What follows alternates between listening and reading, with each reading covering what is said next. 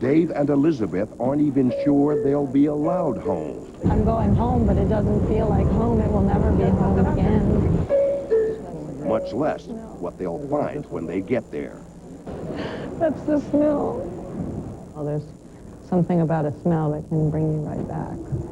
Where do we have to try to get through? Right up at that checkpoint there. Actually, I'd say we should go to Maiden Lane one. We'll get up to our house. 176 Broadway, but there's an entrance. I know you can't go on Broadway, but yeah, absolutely. My heart was racing. I felt like I wanted to be there and didn't want to be there all at the same time. I just wanted to get in, get it done, and leave. Just being back is painful enough. I can't look out of that window and relive every day what we experienced and look out of that window and know that that's where all those people lost their lives. I can't. The view from their window is almost impossible to comprehend. You see the skin of the World Trade Center, that skeleton buried in Church Street. Not over where the Trade Center used to be, but buried in the middle of Church Street. That's half block away.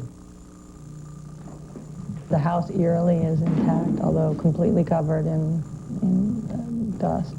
They grab what they can, family photos, a few clothes, Max's favorite toys. I went into his room and I just reached for his favorite little musical wind-up kitty cat.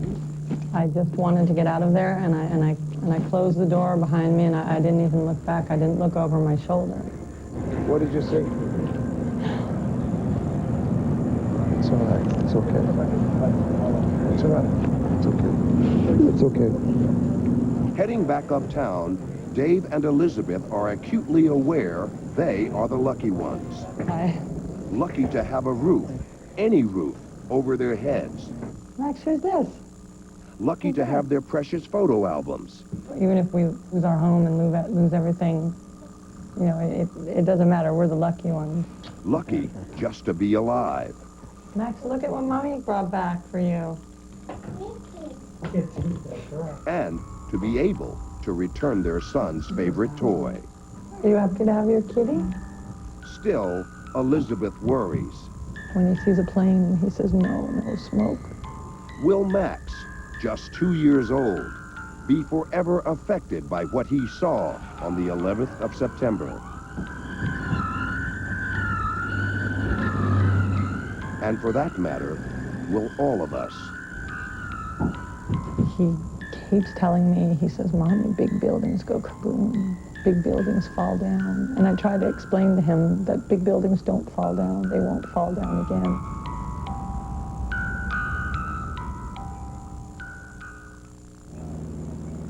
One additional note, as we told you at the time of the attack, David Browdy was on assignment in Cincinnati. Now, he tells us the only way he can make it back home to his wife and son was by rental car, more than 600 miles in less than 10 hours.